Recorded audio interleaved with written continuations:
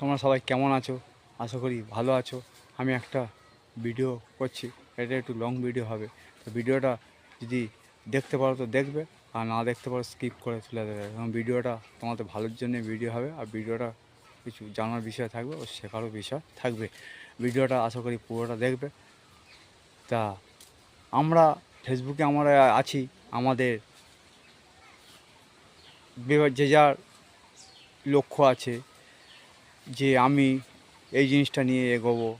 বিভিন্ন জন বিভিন্ন রকমভাবে টপিকে করে, কেউ ফ্যানি টপিক করে, কেউ রান্নার ভিডিও করে, কেউ মিউজিক ভিডিও করে, কেউ ভয়েস ভিডিও করে, কেউ নাচের ড্যান্স ভিডিও করে, আরও ইত্যাদি এই রকম ভিডিও আছে।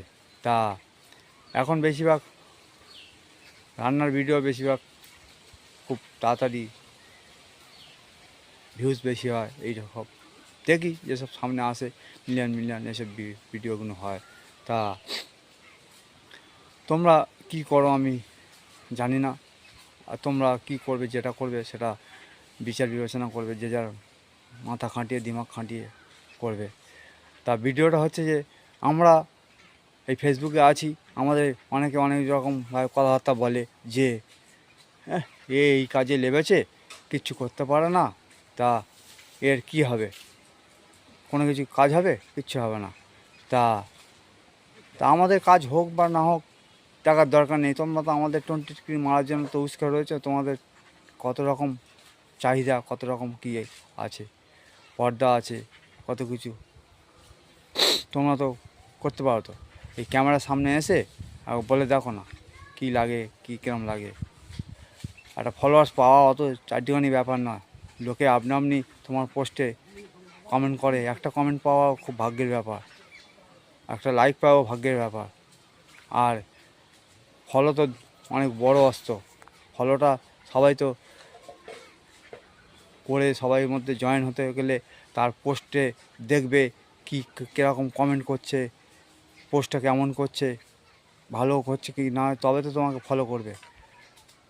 তা তোমরা তো তোমাদের মতো বলে খালাস। আমাদের এই জিনিসটা মাথায় রাখতে হবে যে অনেকে যে কথাগুলো বলেছে তার জবাব আমাদের দিতে হবে। কারণ এই জবাবটা দিতে গেলে আমাদের একসঙ্গে আমাদের জবাবটা আসবে না, আমাদের জবাবটা আসবে ধীরে ধীরে, জবাবটা দিতে হবে।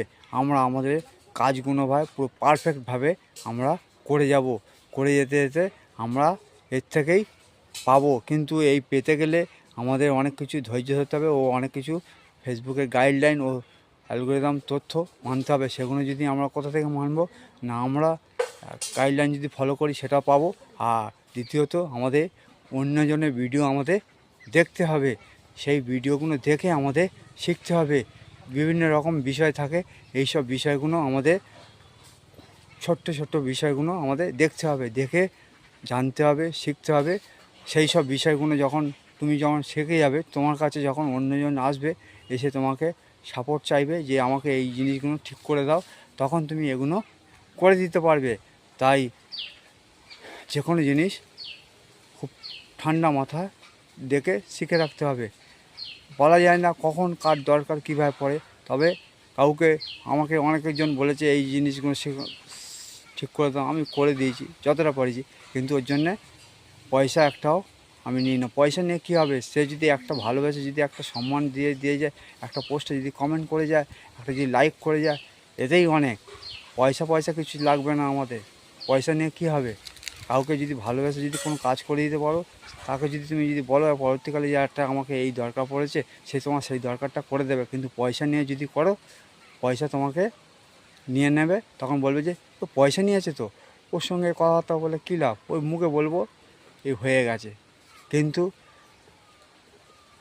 ওইখানে তার ভালোবাসা শেষ। কিন্তু তুমি যদি তার কাজটা করে দাও, আর কন্টিনিউ যদি তার যদি কাজ করে দাও, প্রবলেম যদি আসে, তুমি যদি একটা কাজ যদি তাকে বলো, সে তখন ফেলতে পারবে না, সে তোমাকে সেই কাজটা মন থেকে করে দিয়ে যাবে। এই হচ্ছে ভালোবাসা। তাহলে তুমি লোককে ভালোবাসা দিলে ভালোবাসা তুমি পাবে। ভিডিওটা অনেক বড় হয়ে গেল, আশা করি ভিডিওটা কেমন হয়েছে বলবে। যদি ভালো লাগে লাইক কমেন্ট